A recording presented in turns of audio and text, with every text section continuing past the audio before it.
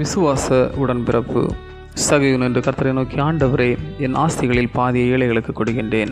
நான் ஒருவனிடத்தில் எதையாகிலும் அநியாயமாய் வாங்கினது உண்டானால் நாளந்தனியாக திரும்ப செலுத்துகிறேன் என்றான். இயேசு அவனை நோக்கி, இன்றைக்கு இந்த வீட்டுக்கு ரட்சிப்பு வந்தது, இவனும் ஆபிரகாமுக்கு குமாரனாயிருக்கிறானே. லூக்கா 19:8-9. சகையு மீட்பை தேடி அலைந்தவர் அல்ல, வேடிக்கை பார்க்க வந்தவர். ஆனால் சில தேடுதல்களை கொண்டிருந்தவர்.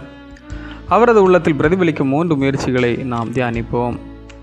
இயேசு எருசலேமிற்கு நடந்து வருகிறார் என கேள்விப்பட்டு அவர் முன்னாக ஓடினார். காட்டத்தை மரத்தில் ஏறி காத்திருந்தார். இயேசுவை கண்டார். இயேசு சகையுவை கண்டு பெயர் சொல்லி அழைக்கிறார். சீக்கிரம் இறங்கி வா, உன் வீட்டில் தங்க வேண்டும் என்றார். ஒருவேளை மாலை நேரத்தில் ஆண்டவர் தங்க அவர் வீட்டை தெரிவு செய்திருக்கலாம். பணம் இருந்தாலும் மக்களால் ஒதுக்கி வைக்கப்பட்டவர். அவரது பழைய கால வாழ்வு தன்னை நொறுக்கியது. தன் தவறுகளை, பாவங்களை, லஞ்சம் வாங்கிய செயல்களை, ஏமாற்று வேலைகளை, வஞ்சகங்களை நினைத்தார்.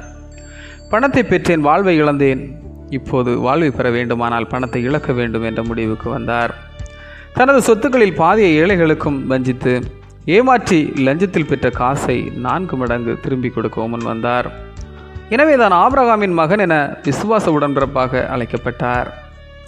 எருசலேம் கோவிலுக்கும் தொழுகை கூடங்களுக்கும் நாங்களே ஆபிரகாமின் பிள்ளைகள் என உரிமை கொண்டாடும் மக்கள் இருந்தார்கள்.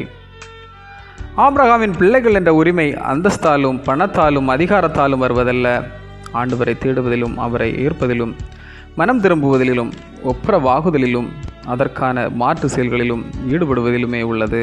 ஆமேன். இந்த நாள் உங்களுக்கு இனிய நாளாக மலரட்டும். விசுவாச